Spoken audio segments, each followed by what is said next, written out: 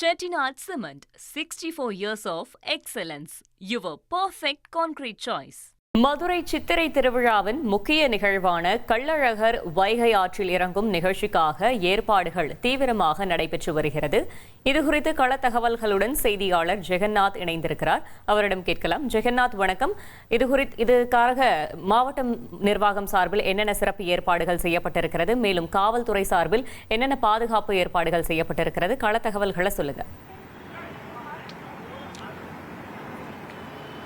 வணக்கம்.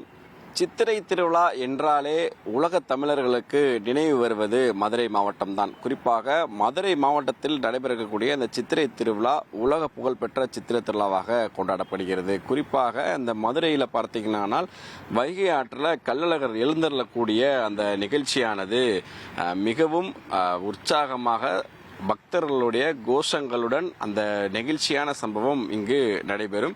இதை பார்ப்பதற்காக மதுரையை சுற்றி உள்ள பல்லாயிரக்கணக்கான மக்கள், குறிப்பாக லட்சக்கணக்கான மக்கள் நாம் இங்கு நின்று கொண்டிருக்கக்கூடிய அந்த வைகை ஆற்றில், குறிப்பாக ஆழ்வார்புரம் பகுதியில் இருக்கக்கூடிய அந்த வைகை ஆற்றங்கரை பகுதியில் மக்கள் சூழ தொடங்குவார்கள். குறிப்பாக மே 1ஆம் தேதி அதிகாலை இந்த நிகழ்ச்சியானது நடைபெறும். வைகை ஆற்றில் கள்ளழகர் எழுந்தக்கூடிய நிகழ்ச்சி. இதற்காக மாநகராட்சி மற்றும் காவல்துறை சார்பில் பல்வேறு ஏற்பாடுகள் செய்யப்பட்டு வருகிறது.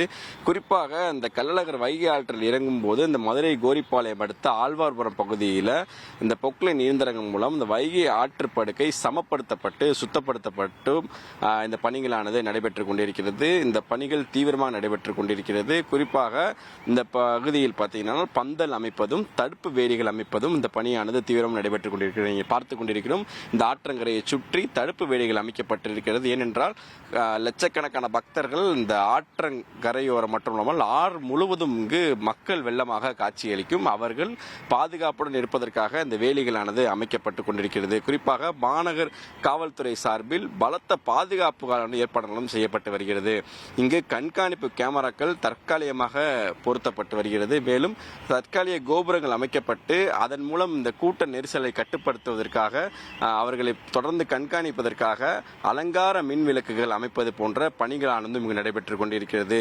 மே 1ஆம் தேதி கள்ளழகர் வைகை ஆற்றில் இறங்கும் நிகழ்ச்சி, அதை தொடர்ந்து வண்டியூர் வீரராக பெருமாள் கோவிலில் இரவு அவர் எழுந்தருகிறார். தொடர்ந்து மே 2ஆம் தேதி மண்டுக மகரிஷிக்கு மோட்சம் அளிப்பு நிகழ்ச்சியானது நடைபெற இருக்கிறது. மே 3ஆம் தேதியும் தசவதாரம் நிகழ்ச்சி மற்றும் அது தொடர்ந்து பார்த்தீங்கன்னா பூப்பல்லாக்கு நிகழ்ச்சியை தொடர்ந்து கள்ளழகர் மதுரையிலிருந்து புறப்பட்டு மீண்டும் அழகர் கோவிலுக்கே செல்லக்கூடிய நிகழ்ச்சியானது நடைபெற இருக்கிறது.